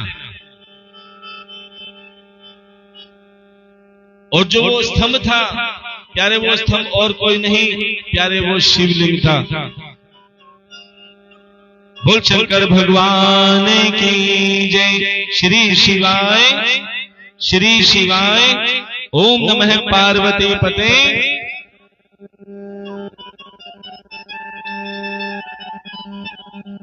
कि गौ माता को एक बार नहीं प्यारे 2 बार श्राप लगा हुआ है। इसलिए आज गौ माता की हालत बहुत दिन प्रतिदिन खराब होती जा रही है। कि एक बार तो ये जब ब्रह्मा जी ने झूठ बोला और उनसे भी बुलवाया, और आकाशवाणी अर्थात शिव ने ब्रह्मा जी से कहा कि ब्रह्मा जी तुमने अपने मुख से झूठ बोला। उसी क्षण शिव जी ने अपने अंगूठे के नखून का एक नख ऊपर का काटा और प्यारे ब्रह्मा जी पे छोड़ दिया। और प्यारे जिससे ब्रह्मा जी का एक शीश कट के नीचे गिर गया। और जब शीश नीचे कट के गिरा तो उससे किसका क्या उत्पन्न हुआ? वट वृक्ष। और जब वट वृक्ष उत्पन्न हुआ और प्यारे भोले बाबा के द्वारा वो वट वृक्ष उत्पन्न हुआ, तो भोले बाबा का एक नाम और पड़ गया, वटकेश्वर महादेव। बोलिए वटकेश्वर महादेव भगवान की जय। अब प्यारे कि गौ माता को और कईयों को श्राप कब लगा? एक बार तो ये जब ब्रह्मा जी से झूठ बुलवाया, और एक बार जब श्री राम जी, लखन जी और सीता मैया जब वन में 14 वर्ष का वनवास काट रहे थे, और प्यारे पीछे से जब दशरथ जी की मृत्यु हुई,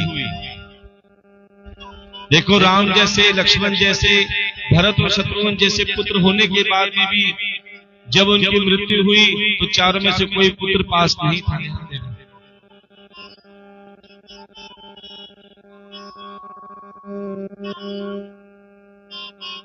और जब ये समाचार राम जी को मिला कि पिताजी की मृत्यु हो गई है, तो चाहकर भी वो अपने पिता के पास नहीं जा सके, क्योंकि जो 14 वर्ष का वनवास है वो खंडित हो जाता।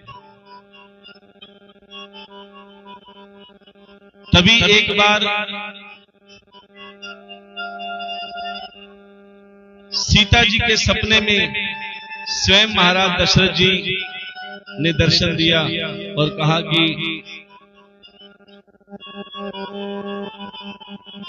कि मुझे पिंड दान दो। अब तो सीता जी ने प्रभु श्री राम जी से कहा कि आज मुझे सपने में ससुर जी के दर्शन हुए हैं, और पुत्र का फर्ज होता है कि अपने पिता के लिए कार्य करे, पिता के लिए पिंड दान करे, शैया दान करे, सब कार्य करे। तो आपको भी कुछ करना चाहिए। अब प्यारे सीता जी, लक्ष्मण जी और श्री राम जी फागु नदी के पास आए और बोले एक काम करते हैं, मैं जब तक थोड़ी सामग्री की व्यवस्था करता हूं, आप यहां स्थान में बैठो। अब इधर राम जी पिंडदान की सामग्री की व्यवस्था करने के लिए निकल गए, और आपने देखा होगा कि जहां पर ये सब कार्य होते हैं ना, वहां पे पांडे होते हैं। एक तो पंडित जी होते हैं जो वैसे कार्य कराते हैं, और एक होते हैं पांडे, पंडे बोलते हैं।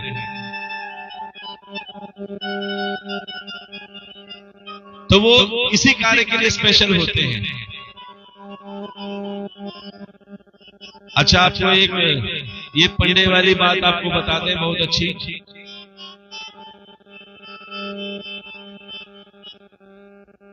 कि एक ब्राह्मण जो बहुत कंजूस थे, बड़े ध्यान से सुन,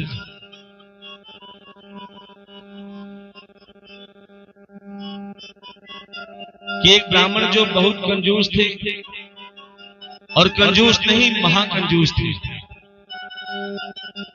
और जो महाकंजूस होते हैं ना, हमारी नजर में वो सबसे बड़े दानी होते हैं। जो महाकंजूस होते हैं हमारी नजर में सबसे बड़े महादानी होते हैं। कैसे? वो जीते जी ना तो खुद खाते ना खाने देते, ना खुद खाएंगे ना किसी को खाने देंगे। और प्यारे, जब उनका अंत समय आता है, जब वो दुनिया छोड़कर चले जाते हैं, तो उनका सब कुछ इकट्ठा किया हुआ दूसरे ही लेते हैं। प्यारे, इसलिए अच्छा तो यह है कि जो तुम्हारे पास है उसको सदुपयोग में लगा दो, नहीं तो सारा दूसरे छीन लेंगे। क्या? तूने जो कमाया है, तूने जो कमाया है, तूने जो कमाया है, दूसरा ही खाएगा। खाली हाथ आया है और खाली हाथ आया है और खाली हाथ जाएगा। इसीलिए कहते हैं परमात्मा ने तुम्हें दिया है ना, उसका सदुपयोग करो। अगर श्वासें दी हैं तो प्रभु का सिमरन करो। समय दिया है तो उसे कथा में, सत्कर्म में लगाओ। धन दिया है उसे सेवा में लगाओ। जो अपने तन मन धन का सदुपयोग करता है प्यारे, उसका जीवन तर जाता है। लेकिन प्यारे, वो जो ब्राह्मण देवता है वो महाकंजूस, कि किसी को एक नया पैसा दान नहीं देते थे। अरे वो अपने ऊपर भी खर्चा नहीं करते थे। अगर पंटानी को भी पीहर जाना होता था ना, कभी छोड़ के नहीं जाते थे, छोड़ने नहीं जाते थे। उनसे कहते थे तुम इसे ले जाओ। क्यों? मैं लेके जाऊंगा तो खर्चा लगेगा। ना कभी पंटानी को तीर्थ कराते थे। एक दिन महाकुंभ हरिद्वार में लगा। कुंभ का मेला हरिद्वार में लगा। अब पंटानी कहते रहे, पंडित जी मैंने आपसे कहीं घूमने के लिए आज तक नहीं कहा, मैंने कहीं आपको घूमने के लिए नहीं कहा, लेकिन कम से कम आप अपने लिए तो कोई सत्कर्म कर लो। बोले क्या सत्कर्म? बोले यहां से 15 किलोमीटर दूर हरिद्वार की गंगा बहती है, और मैंने सुना है कि वहां पे कुंभ का बड़ा भारी मेला लग रहा है। अरे आप वहां जाकर कुंभ में स्नान कर लो, कम से कम स्नान का फल तो आपको मिल जाएगा। अब पंडित जी ने कहा 15 किलोमीटर की तो वहां जी बातें ना करें, 15 किलोमीटर की तो बात है, कोई बात नहीं पंटानी, मैं गंगा में स्नान भी कराऊंगा और गंगा जी के दर्शन भी कर लूंगा। अब कंजूस ब्राह्मण सोचने लगे, ध्यान देना, अरे मैं बस में जाऊंगा तो किराया लगेगा, बैलगाड़ी में जाऊंगा तो किराया लगेगा। एक काम करता हूं, 15 किलोमीटर की बात है, पैदल पैदल चला जाऊंगा और पैदल ही आ जाऊंगा, ना किराया लगेगा ना भाड़ा लगेगा। सुबह सुबह पंडित जी निकल लिए हरिद्वार के लिए। पैदल पैदल जा रहे हैं 15 किलोमीटर। रास्ते में पानी तक नहीं पिया क्योंकि खर्चा लगेगा। कंजूसी की हद देखो। अब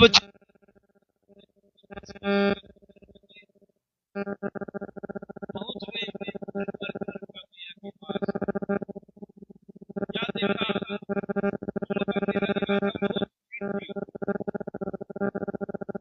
और कहते हैं जहां भीड़ होती है वहां पे पंडित जी की चांदी होती है। आप वहां पे पंडित जी आपको मिलेंगे, चलो मैं आपका ये सत्कार करा दूं, ये पूजा करा दूं, ये करूं। आगे आगे पंडित जी घूमते मैं स्नान करूंगा तो कोई पंडित जी मुझे पकड़ने को पूजा के बहाने पैसे दे देंगे। बोले मैं ऐसे घाट पे जाऊंगा जहाँ पे भीड़ भाड़ नहीं होगी। अब प्यारे जैसे पंडित जी सबसे पहले हर की पौड़ी में गए तो क्या देखा, बहुत भीड़ थी, बोले यहाँ नहीं जाऊंगा, यहाँ पे बहुत कम और पंडित जी जाता है पूजा कराने वाले। और थोड़े दूसरे घाट पे गए, थोड़ी कम भीड़ थी लेकिन पंडित जी वहां भी थे। अब प्यारे उसकी कंजूसी की चर्चा हर जगह थी पंडित जी की, और ये चर्चा पहुंचते पहुंचते भोले बाबा तक पहुंच गई कि तुम एक महाकंजूस पंडित जी है। बोले ये मेरे यहाँ पे आए हरिद्वार में स्नान करने के लिए, मेरा मन करता है इनसे मिलकर आऊं। तो वो पंडित जी ने कहा कि कोई ऐसी जगह जहाँ पर कोई भी ना हो, चुपचाप स्नान करो, गंगा मैया के दर्शन करो और चुपचाप घर को आ जाओ, ऐसी जगह अब प्यारे सारे घाट पे गए, सबने भीड़ मिली, लेकिन एक घाट आ गया जहाँ भीड़ नहीं थी। कौन सा घाट होता है यहाँ पे प्यारे तेरहवीं दिल्ली के काम किए जाते हैं, क्या बोला जाता है उसे, हाँ नहीं शमशान घाट अलग जरूरी है, उसमें सारी अस्थियां बहाने का एक अलग से घाट बनाया जाता है। वहां पे पंडे होते हैं जो सारे वो दूसरे कार्य करते हैं। अब देखा कि यहाँ पर तो कोई भी नहीं है, चलो ये घाट बढ़िया है। जैसे पंडित जी गंगा में प्रवेश किया, हर हर गंगा मैया, हर हर गंगा मैया, एक बार दो बार 108 बार स्नान किया, 107 तक तो मजे में आनंद किया, लेकिन जैसे 108 बारी में डुबकी लगाकर ऊपर उठे तो सामने पंडित जी खड़े थे। अब प्यारे पंडित जी और कोई नहीं, स्वयं भोलेनाथ जो उस महाकंजूस को देखने के लिए आए थे कि देखो तो सही पृथ्वी पे ये महाकंजूस कैसा है। और भगवान भोलेनाथ भी ठान के बैठे थे, इस कंजूस से मैं दक्षिणा लेके रहूंगा। क्या लेके रहूंगा? दक्षिणा। अब जैसे ही डुबकी लगा के पंडित जी बाहर आए, सामने देखा, बोले हर हर महादेव, हर हर महादेव, यजमान आपका इंतजार था। वो पांडे जी कहने लगे यजमान आपका इंतजार था। बोले मैं तुमसे बचने के लिए तो यहाँ पर आया था, दुनिया भर की भीड़ थी, दुनिया भर के पंडित जी थे, मैं इसलिए तो यहाँ आया था कि कुछ देना ना पड़े। बोले चिंता मत करो, इस घाट पे हर कोई नहीं आता, यहाँ पे वही आता है जिसने अपने पूर्वजों के कार्य करवाने हैं, पिंडदान करवाना है, और इसीलिए मैं अकेला काफी हूँ। ये बताओ तुम बरसी का कार्य कराओगे? अब बरसी का मतलब क्या होता है? पूरे 12 वर्ष का दान देना पड़ता है। अब वो तो किसी को भी नया पैसा दान नहीं देता, अब 12 वर्ष का कौन दान दे? बोले यजमान जी तुम्हें 12 वर्ष का देना पड़ेगा, जो भी अन्न देना हो, धन देना हो, स्वर्ण दान देना हो। तो सुनते रहे, बोले मेरे पास तो कुछ है नहीं। अब पंडित जी भी बार्गेनिंग करते हैं, ध्यान देना। बोले एक काम करो, तुम्हें बरसी नहीं करनी ना, क्षमाई कर दो, 6 महीने का दान दे दो। बोले महाराज मेरे पास 6 महीने का क्या, कुछ भी नहीं है। अब 6 महीने से तिमाही पर आ गए, तिमाही पर 1 महीने पर आ गए, 1 दिन का भोजन करा दे भैया, लेकिन वो महाकंजूस 1 दिन के भोजन की व्यवस्था नहीं कर रहा। अब पंडित जी भी ठान के बैठे, देर से लेके रहूंगा। जब कहते मैं ऐसे बाहर निकलने ही नहीं दूंगा जब तक दान नहीं दोगे। अब कंजूस पंडित जी ने सोचा ऐसे तो ये पंडित जी पूजा छोड़ेंगे नहीं, एक उपाय करता हूँ। बोले पंडित जी आपको दान देना है? बोले हाँ। उधारी चलेगी? उधार चलेगा दान? बोले हाँ बिल्कुल चलेगा, लेकिन दोगे क्या? बोले 1 ढेला दूंगा बस। कितना? 1 ढेला दूंगा बस। पंडित जी ने कहा ठीक है, उधारी में एक ढिलाई दे देना, लेकिन दे देना। अब जल्दबाजी में पंडित जी ये बोलना भूल गए कि दूंगा कब, कोई समय तो होना चाहिए ना। अब समय बताते तो पंडित जी रुकते। अब उधारी का एक ढेला बोलकर पंडित जी फटाफट धोती पहनी और पैदल पैदल निकल दिए 15 किलोमीटर वापस घर में। और बार बार पीछे मुड़ के देख रहे हैं कि वो पंडित जी वापस तो नहीं आ रहे, क्योंकि पंडित जी दिख गए तो ढेला देना पड़ेगा। अब तो प्यारे वो पंडित जी बिना रुके नॉन स्पीड जैसे डाक कावड़ चलती है ना, ऐसे भागते भागते फटाफट 15 किलोमीटर अपने घर में गए। बोली अरे पंडानी जल्दी दरवाजा बंद कर, कहीं पंडित जी ना आ जाए। और थके हारे चुपचाप सो गए पंडित जी। अब पंडित जी को सोए में थोड़ी देर हुई थी, इतने में दरवाजा खटखट की आवाज आ गई, क्योंकि बता के थोड़ा आए थे कि कब देंगे, उधारी थी। अब पंडानी से बोला जाओ पंडित देखो कौन है, इस समय कौन आ गया। अब पंडानी ने दरवाजा खोला, क्या देखा सामने पंडित जी। बोले आप ये पंडित जी यही रहते हैं? बोले हाँ। हरिद्वार हो गया है? बोले हाँ अभी भी आए हैं। बोले वो कुछ उधारी छोड़ कर आए थे। बोले क्या उधारी? बोले दक्षिणा छोड़ कर आए थे और मैं दक्षिणा लेने आया हूँ, तो बताना भूल गए कि कब देंगे, इसलिए मैं अभी आ गया। बोले पंडित जी सो रहे हैं? बोले उठा दो। अब पंडानी अंदर गई, 4 रुपए में पंडित जी खाने लेकर सो रहे थे, क्योंकि 15 किलोमीटर तक नॉन स्टॉप चल कर आए। अरे पंडित जी सुनो सुनो। हाँ क्या हुआ? बोले तुम हरिद्वार गए थे ना? बोले हाँ। गंगा में स्नान भी कर लिया? बोले हाँ। बोले तुम्हें कोई पंडित जी मिले? बोले हाँ। क्या हुआ? कि तुम उसे दक्षिणा के लिए बोलकर आए थे? बोले बोलकर तो आया था उधारी। बोले दरवाजे पे खड़े हैं, दरवाजे पे खड़े हैं तुम कब का बोल गए थे? बोले यही तो नहीं बोला, इसीलिए खड़े हैं। अब उन्हें क्या दूं?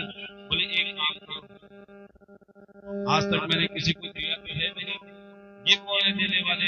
एक काम करो, तुम जाके बोल दो पंडित जी बीमार हो गए। पंडित जी बीमार हो गए। अब तो प्यारे पंडानी उदास सा मुंह बनाकर दरवाजे में बाहर पंडित जी खड़े थे। बोले क्या करे? पंडित जी की पैदल पैदल आए थे दूर से, बहुत जोर से बुखार हो गया, बीमार पड़े हैं। बोले कोई बात नहीं, बीमार पड़े हैं, जब तक ठीक नहीं हो जाते जब तक मैं तुम्हारे यही रह लेता हूँ, लेकिन बिना दक्षिणा के तो मैं जाऊंगा नहीं। एक काम करो, मेरे भोजन पानी की व्यवस्था कर दो, मैं यही रुक जाता हूँ, तो जब ठीक हो जाएगी फिर ले जाऊंगा। अब तो पंडानी ने सोचा ये तो गड़बड़ हो गई। अब पंडानी घर के अंदर गए। बोले पंडित जी वो तो जिंदी पंडित जी हैं, वो जाने को तैयार नहीं। बोले तुमने क्या कहा? मैंने बोला वो तो बीमार हो गए। फिर क्या कहा? बोले जब तक ठीक नहीं हो जाते जब तक मैं यही रहूंगा, मेरे भोजन पानी की व्यवस्था कर दो। अब तो पंडित जी बौखला गए अंदर। बोले ऐसे तो मानेंगे नहीं, जाके बोल दो पंडित जी मर गए। फिर तो चले ही जाएंगे। अब तो प्यारे पंडानी गई उदास का, आंसू में आंसू लेके, अरे अरे अभी पंडित जी बीमार थे, अभी अभी चल बसे, ना जाने क्या हुआ, अचानक सांसें थम गई, वो चल बसे। अब तो तुम चले जाओ। अब पंडित जी कहते हैं मैं ऐसे ब्राह्मण हूं जो अपने यजमान को छोड़ जाऊं, ऐसा पंडित जी नहीं हूं मैं जो अपने यजमान को ऐसे छोड़ जाऊं।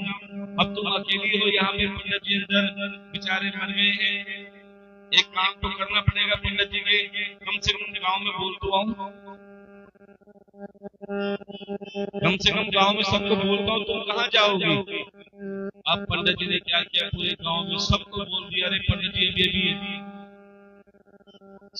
छोड़कर चले गए। अब प्यारे पूरा गांव इकट्ठा हो गया पंडित जी के घर में।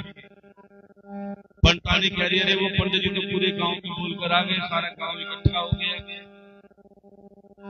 अब तो पंटानी भी जोर जोर से रोने लगी, हाय पंडित जी चले गए, हाय पंडित जी चले गए। लेकिन पंटानी को पता था कि पंडित जी तो जिंदा है, थोड़ी देर बाद वाले पंडित जी चले जाएंगे तो सब कुछ ठीक हो जाएगा। लेकिन उसे नहीं पता वो पंडित जी कौन है। अब तो प्यारे पंडित जी भी बिल्कुल पक्के, आंख बंद करके लेटे हुए, आंख खोलने को तैयार नहीं। अब सब पड़ोसी इकट्ठा हुए, थोड़ी देर तो इकट्ठा हुए। अब क्या कहते हैं आपको पता है ना, कई पड़ोसी कहते हैं भाई जाओ अर्थी ले आओ, कोई कपड़ा ले आओ, कोई कुछ ले आओ। अब सब सामान आगे रख दिया। बोले पंडित जी को अंदर से बाहर लाओ। अब पंडित जी को अंदर से बाहर लाओ, पंडित जी लेटे हुए आंख बंद करके।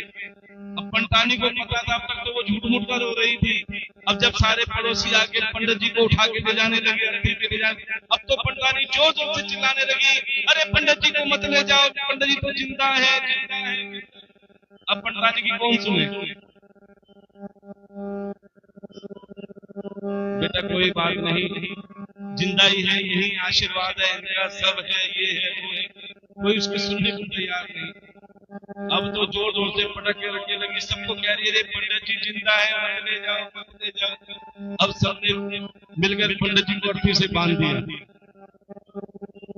अब पंडित जी बिल्कुल पक्के, आंख नहीं खोल रहे। आप जरा देखो तो सही, वो वाले पंडित जी गए। जैसे पंडित जी ने आंख खोली तो देखा सामने फिर पंडित जी खड़े। अब पंडित जी ने फिर आंख बंद कर ली, बोले अब लेके दिखा दीक्षा। अब वो पंडित जी भी सोच रहे बेटा जब तक तुम आंख बंद करेगा, जब तक दक्षिणा नहीं देगा, जब तक तो तेरे को छोड़ूंगा नहीं। अब तो प्यारे पंटानी रो रो के बुरा हाल, मत ले जाओ। जैसे ही अर्थी को उठाने लगे पंडित जी की, अब तो पंटानी और जोर जोर से रोने लगी, मत ले जाओ पंडित जी, मेरे कुछ नहीं हुआ, वो जिंदा है। एक कौन सुने पंटानी। अब देखो चमत्कार कैसा, जिस पंडित जी के चक्कर में, दक्षिणा के चक्कर में वो पंडित जी आंख बंद करके सो रहे थे, अर्थी पर भी जाने लगे। अर्थी के बिल्कुल आगे वही पंडित जी कंधे पे आराम से लगा के चल रहे। अब जैसे वो जाने लगे, पंडित जी ने सोचा अब तो सब पड़ोसी मुझको लेकर जा रहे हैं ना, पंडित जी तो चले गए होंगे। अब जैसे आंख खोली, क्या देखा, सबसे अगला कंधा उसी पंडित जी का ही। अब तो प्यारे बड़े प्यार से कहते हैं अभी भी दे दे दक्षिणा, अभी भी छिप जाएगा, नहीं तो आगे और ज्यादा लंबा काम होने वाला है। अब पंडित जी कहते हैं मैं न दूं, भले कोई बात नहीं, आगे चलिए। अब तो सब के सब राम राम सबसे चलने दो, एक ढेले के ऊपर देखो पंडित जी का ये हाल है। अब प्यारे जैसे पंडित जी को बेचारे को शमशान घाट में ले गए। अब लकड़ियों की सेज सजाई गई और प्यारे जैसे ही पंडित जी को बिठाया गया, चुपचाप वाले पंडित जी कान में कह रहे हैं अभी भी उठ जा,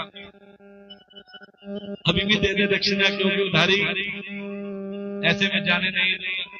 और प्यारे जैसे ही सबके सब इकट्ठे हो गए, अग्नि प्रज्वलित कर दी लकड़ी में,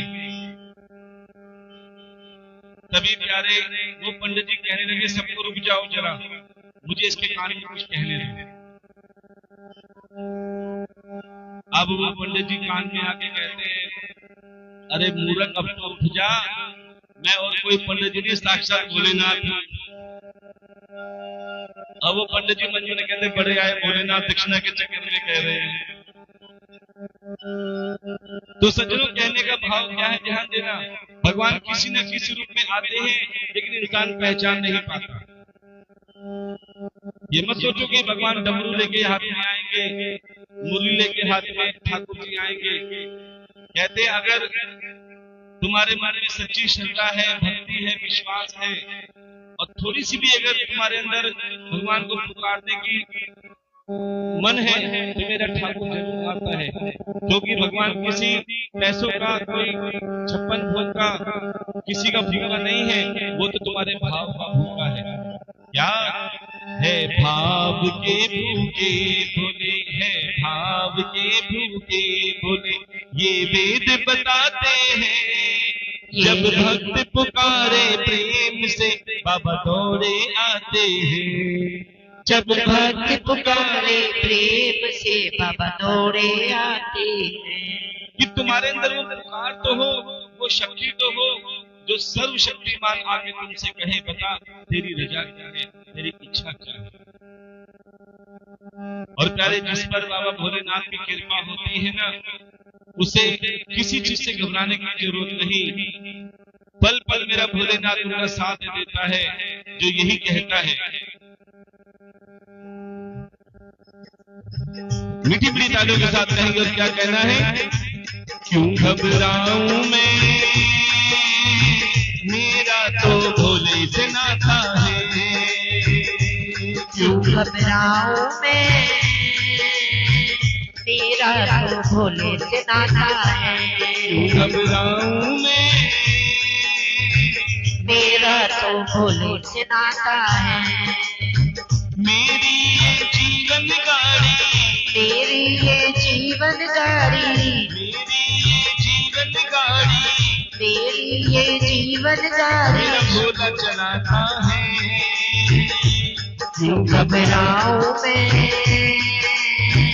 मेरा तो भोले से नाता है। क्यों घबराऊं मैं, मेरा तो भोले से नाता है। जब जब दुख के बादल मंडराते, जब जब दुख के बादल मंडराते, जब जब दुख के बादल मंडराते, जब जब दुख के बादल मंडराते, भोले नाम लेते ही छट जाते। जब जब दुख के बादल मंडराते, भोले नाम लेते ही छट जाते। बाल विवाह का वो ना कर पाते, बाल विवाह का वो ना कर पाते, पल भर में भी वो न नजर आते। बाल विवाह का वो ना कर पाते, पल भर में भी वो न नजर आते। संकट आने से पहले, संकट आने से पहले, संकट आने से पहले, संकट आने से पहले मेरा भोला आता है। क्यों घबराऊं मैं, मेरा हाथ उठा के बोलेंगे। मेरा तो भोले से नाता है। क्यों घबराऊं मैं, मेरा तो भोले से नाता है। मेरी ये जीवन गाड़ी, मेरी ये जीवन गाड़ी, मेरी ये जीवन गाड़ी, मेरी ये जीवन मेरा गाड़ी भोला चलाता है। क्यों घबराऊं मैं, मेरा तो भोले से नाता है। क्यों घबराऊं मैं, मेरा तो भोले से नाता है। जब जब मुझ पे पड़ती है दरकार, जब जब मुझ पे पड़ती है दरकार, जब जब मुझ पे पड़ती है दरकार, जब जब मुझ पे पड़ती है दरकार, मेरा भोला हरदम रहता है तैयार। जब जब मुझ पे पड़ती है दरकार, मेरा भोला बाबा रहता है तैयार। अरे बाबा ने मुझ पर किया बहुत उपकार, बाबा ने मुझ पे किया बहुत उपकार, मेरा भोला बाबा जीवन का आधार। बाबा ने मुझ पे किया बहुत उपकार, मेरा भोला बाबा जीवन जीवन का आधार। संकट आने से पहले, संकट आने से पहले, संकट आने से पहले, संकट आने से पहले भोलेनाथ आता है। क्यों घबराऊं मैं, मेरा तो भोले से नाता है। क्यों घबराऊं मैं, मेरा तो भोले से नाता है। मेरा तो भोले से नाता है। मेरा तो भोले से नाता है। श्री शिवाय नमस्तुभ्यं। श्री शिवाय नमस्तुभ्यं। ओम नमः पार्वती पते हर हर महादेव। प्रेम से बोला जाए ओम नमः शिवाय।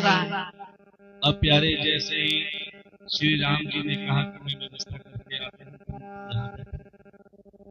अब जैसे सीता जी बैठी हुई थी, तभी वहां पर पंडित जी आए, क्योंकि पंडित जी भी यही चाहते थे कि भाई यहाँ तो वही आते हैं जो अपने पितरों का पिंडदान करवाए। अब पंडित जी ने देखा कि सीता जी अकेली है। सीता जी से कहा कि भैया यहाँ कैसे हो? बोले मुझे अपने ससुर जी का पिंडदान करवाना। बोले बिल्कुल करवाओ, मैं इसीलिए तो।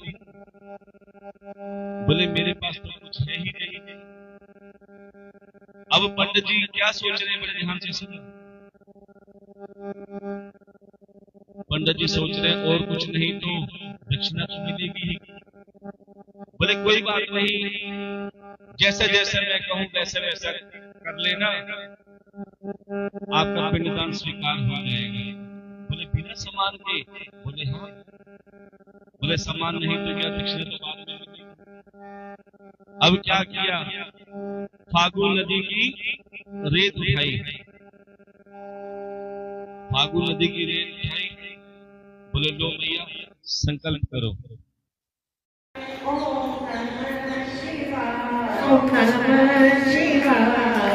हरे हरे भोले नमः। एक बार भोले बाबा पार्वती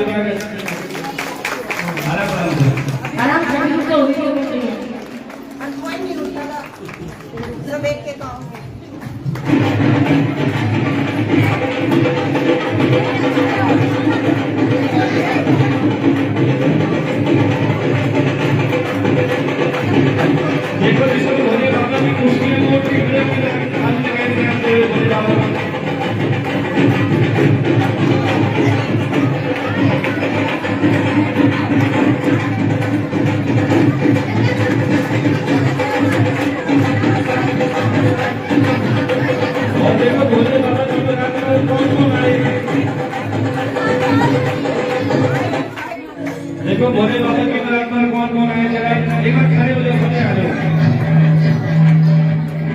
बताने के बारात की कौन कौन है? खड़े हो जाओ ना।